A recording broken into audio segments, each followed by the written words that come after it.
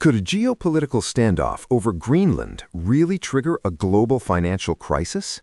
It sounds impossible, but behind closed doors, something far more dangerous than missiles is being discussed.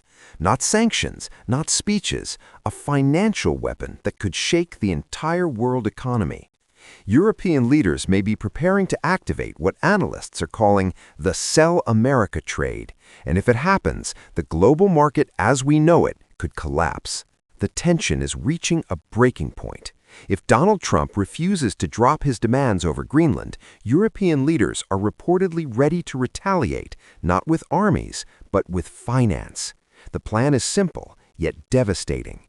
Europe would sell off massive portions of their U.S. bond holdings. This is not symbolic. This is economic warfare. We saw a preview of this power in April 2025 when Trump imposed tariffs. At that time, China only threatened to sell U.S. bonds. The market panicked so badly that Trump was forced to publicly assure investors that the bond market is fine. That was just a threat. Now Europe is considering action. Here's the part that makes this terrifying. China holds about $1 trillion in U.S. bonds, but Europe, between $10 and $12 trillion. That is 12 times more power than China. If European countries begin selling even a fraction of this, global markets would experience historic panic.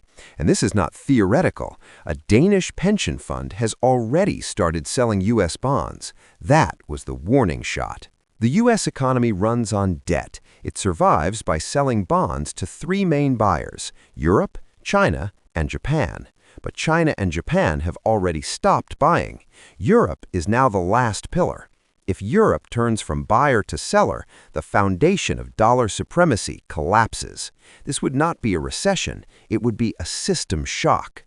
Normally, the U.S. could rely on the Federal Reserve to print money and stabilize the system, but this time, that safety net is gone. Trump has initiated a criminal investigation against the Fed chairman. This creates a political deadlock. The Fed cannot step in, the government cannot retreat. The system is frozen. On Friday, the Department of Justice served the Federal Reserve with grand jury subpoenas, threatening a criminal indictment related to my testimony before the Senate Banking Committee last June.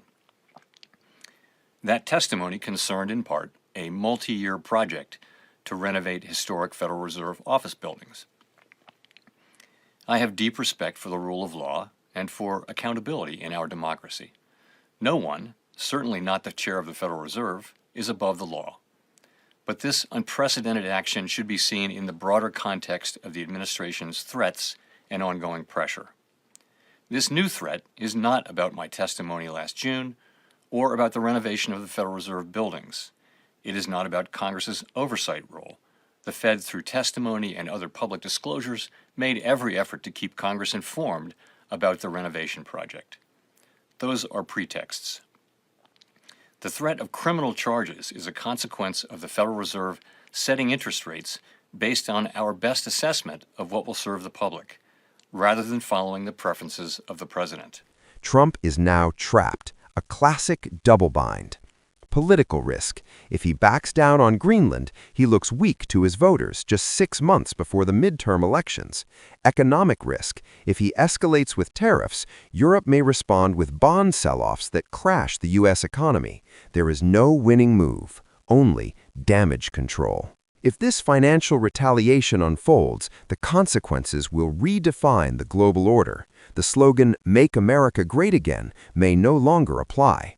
Instead, the world may face something far more basic: make America again. Because when finance becomes a weapon, no nation is safe.